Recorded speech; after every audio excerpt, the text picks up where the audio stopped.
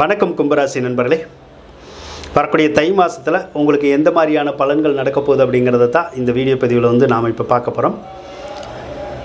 சூரிய பகவான் உங்களுடைய ராசிக்கு 12வது இடத்துல தான் இருக்கார். அதனால் கவர்மெண்ட்டு சம்மந்தப்பட்ட வகையில் இந்த மாதம் நிறைய செலவுகள் வர்றதுக்கான வாய்ப்புகள் இருக்கும். அதாவது அரசியல்வாதிகளை சந்திக்கிறது, அதனால் பணம் செலவு பண்ணுறது, அரசாங்க அதிகாரிகளை சந்திக்கிறது, அதுக்காக பணம் செலவு பண்ணுற மாதிரி வரலாம். சிலருக்கு தங்களுடைய தேவைகளை நிறைவேற்றிக்கிறதுக்காக அரசாங்க அலுவலர்களுக்கோ அதிகாரிகளுக்கோ ஏதாவது லஞ்ச பணமெல்லாம் கொடுக்குற மாதிரி வரும். அப்படி லஞ்ச பணமெல்லாம் கொடுக்காதீங்க. அப்படி கொடுத்தீங்கன்னா அந்த பணம் விரயமாக போகிறதுக்கான வாய்ப்புகள் வந்துடும். அதனால் கவர்மெண்ட் அதிகாரிகள்னால, அரசியல்வாதிகள்னால, அரசாங்கத்தினால விரயம் ஏற்படுற மாதம். அதனால் அந்த விரயங்களை குறைக்கிறதுக்கான முயற்சிகளை நீங்கள் பாருங்கள். அதே மாதிரி தந்தை வழி உறவில் இருக்காங்கல்ல, அவங்கனால விரைய செலவுகள், மருத்துவ செலவுகள் அப்படின்னு சொல்லி வரும். அதே போல் தந்தை வழி உறவுக்காரவங்ககிட்ட கொஞ்சம் பகைமை ஏற்படுறதுக்கான வாய்ப்புகள் வரதுக்கான வாய்ப்புகள் கொஞ்சம் இருக்கும். செவ்வாய் பகவானை பொறுத்தளவுக்கு உங்களுடைய ராசிக்கு 11வது ராசியில் தான் இருக்கார். செவ்வாய் 11வது ராசியில் இருக்கிறது உங்களுக்கு நல்லது தான். ஏன்னா 10ஆம் அதிபதி 11ல் இருக்காருன்னு அர்த்தம். அப்போ இந்த டைமில் வேலை இல்லாத கும்பராசிக்காரவங்களுக்கு வேலை கிடைக்கிறதுக்கான வாய்ப்புகள் வரும். வேலையில் இருக்கிறவங்களுக்கு பதவி உயர்வு, சம்பள உயர்வு இந்த மாதிரிலாம் கிடைக்கிறதுக்கான சாத்தியக்கூறுகள் உங்களுக்கு இருக்கும் அப்படின்னு சொல்லலாம். அதே மாதிரி தொழில் இல்லாதவங்களுக்கு புதுசாக தொழில் வைக்கிறதுக்கான வாய்ப்புகள் வரும். ஏற்கனவே தொழில் இருக்கிறவங்களுக்கு தொழில் நல்ல முறையாக நடக்கிறதுக்கான சந்தர்ப்பங்கள் இருக்கும். தொழிலில் நல்ல லாபங்கள் கிடைக்கிற மாதிரியும், தொழிலில் பலவித முன்னேற்றங்கள் ஏற்படுற மாதிரியான ஒரு சந்தர்ப்பம் இந்த மாதம் உங்களுக்கு இருக்கும் அப்படின்னு சொல்லலாங்க. அதே மாதிரி 11வது இடத்துல செவ்வாய் இருக்கனால பூமி சம்மந்தப்பட்ட துறையில் இருக்கிறவங்களுக்கும், மருத்துவம் சார்ந்த துறையில் இருக்கிறவங்களுக்கும் மிகுந்த நன்மைகள் ஏற்படும். அதே மாதிரி ரியல் எஸ்டேட் சார்ந்த தொழிலில் இருக்கிறவங்களுக்கு ரியல் எஸ்டேட்டில் முன்னேற்றம் ஏற்படுறதுக்கான சந்தர்ப்பம் இந்த மாதம் உங்களுக்கு கிடைக்கும் அப்படின்னு நம்ம சொல்லலாங்க. தை மாதம் 21ஆம் தேதிக்கு அப்புறமா செவ்வாய் பகவான் 12வது ராசிக்கு வந்துடுவார். அப்போது சொத்துக்கள் வாங்கணும் அப்படின்னா வாங்கலாம், சொத்துக்கள் விற்கணுன்னாலும் அந்த டைமுக்கு மேலே நம்ம விற்கலாம். அதுக்கான வாய்ப்புகள் கிடைக்கும். ஒரு சிலர் வேலை பார்த்துக்கிட்டு இருப்பாங்க, அவங்க மட்டும் தை 21க்கு அப்புறம் கவனமாக இருக்கணும். ஏன்னா வேலை பார்த்துக்கிட்டு இருக்கவங்களுக்கு வேலை போகிறதுக்கான வாய்ப்புகள் இருக்கும். அதனால் எங்கே வேலை பார்க்குறீங்களோ அங்கே கொஞ்சம் கவனமாக வேலை பார்க்குறது நல்லதுங்க. புதன் பகவானை பொறுத்தளவுக்கு உங்களுக்கு 5ஆம் அதிபதியாக இருந்து 11வது ராசியில் தான் இருக்கார்.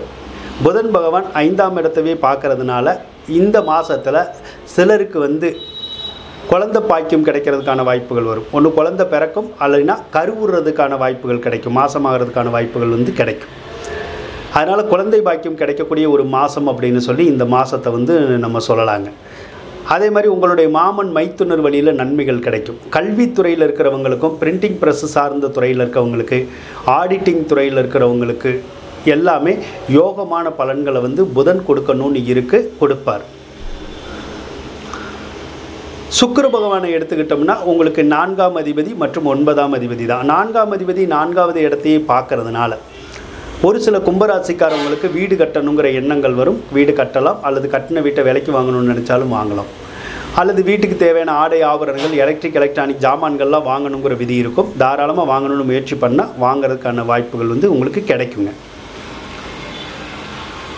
அந்த சுக்கிர பகவான் தை மாதம் 5ஆம் தேதி உங்களுடைய ராசிக்கு 11வது ராசிக்கு வந்துடுவார்.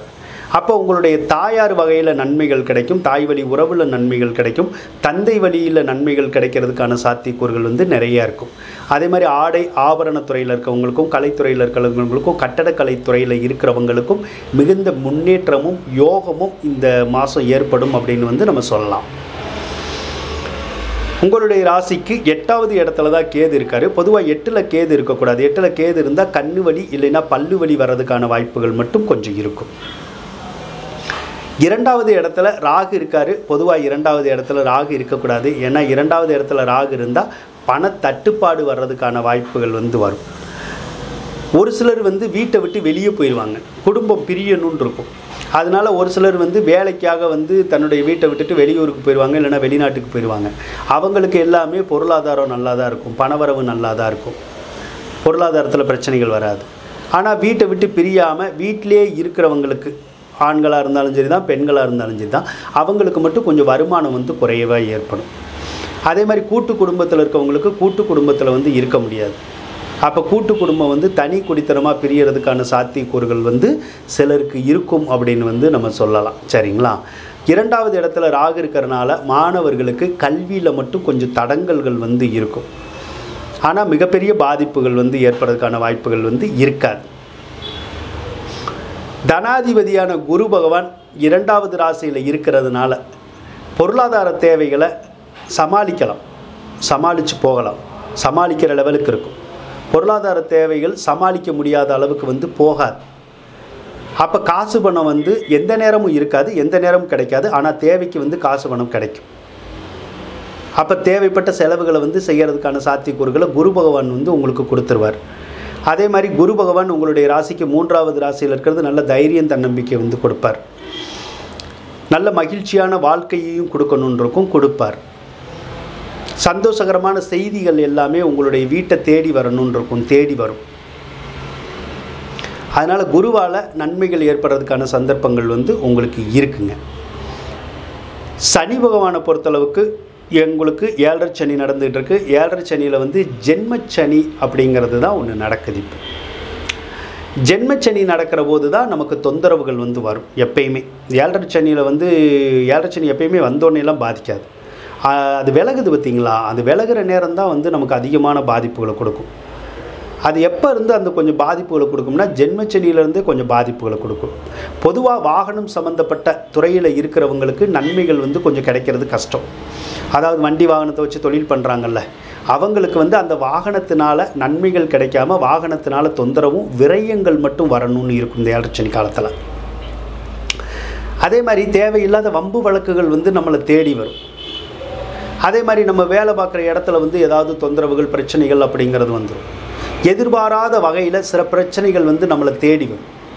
அதனால் 7.5 சனியும் கொஞ்சம் நடக்கிறனால நாம் கொஞ்சம் கவனமாகவே இருக்கிறது வந்து நல்லதுங்க. எந்த காரியத்தை செஞ்சாலும் ஒரு முறைக்கு பல முறை வந்து யோசித்து நீங்கள் செய்யுங்க, அதுதான் நல்லது.